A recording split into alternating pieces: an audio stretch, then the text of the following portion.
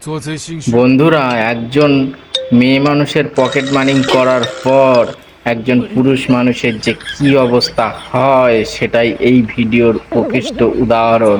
বন্ধুরা দেখো, একজন মেয়ে মানুষের পকেট মানি করার পর পুরুষ মানুষের কি অবস্থাটা হয়েছে। আতঙ্কে সে শেষ হয়ে যাচ্ছে, তার হাত কাঁপছে, সে সিগারেট বের করে ধরাচ্ছে, কিন্তু কিছুতেই সে স্বাভাবিক হতে পারছে না। ফোনটাও কাঁপাচ্ছে, সে যে কি করবে কিছুই বুঝে উঠতে পারছে না।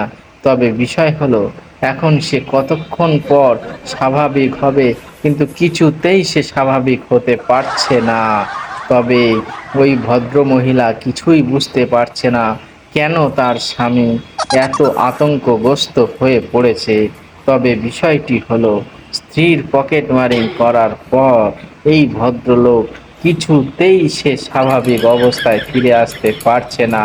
এখন খাবার খাবে, সেই খাবারটুকু সে সঠিকভাবে তুলতে পারছে না মুখে। এখন মেয়েটি অবাক হয়ে যাচ্ছে আর মনে মনে হাসছে, হেসে ফেলছে। বাচ্চাটাও দেখো, বাচ্চাটাও সে বুঝতে পারছে কিছু একটা সমস্যা হয়েছে।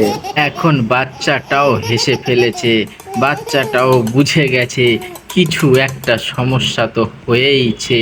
তবে এখন এই খাবারটা সে বাচ্চাটাকে খাওয়াতে পারবে কিনা, এটাই এখন বড় প্রশ্ন। এখন বাথরুমে যে ভিডিওটা দেখানো হচ্ছে, ভদ্রলোক বাথরুমে এসেছে একটু স্বাভাবিক হওয়ার জন্য। তবে কি সে পারবে স্বাভাবিক হতে? এখন বিষয় হলো, এই জামার বোতামগুলো সে স্বাভাবিকভাবে লাগাতে পারছে না। সে আতঙ্কগ্রস্ত হয়ে পড়েছে সে একটা পকেট মারি করার পর। বন্ধুরা, এখন এই ভদ্রলোক কি স্বাভাবিক হতে পারবে? টাকাটা তো সেখানে লুকিয়ে ফেলেছে।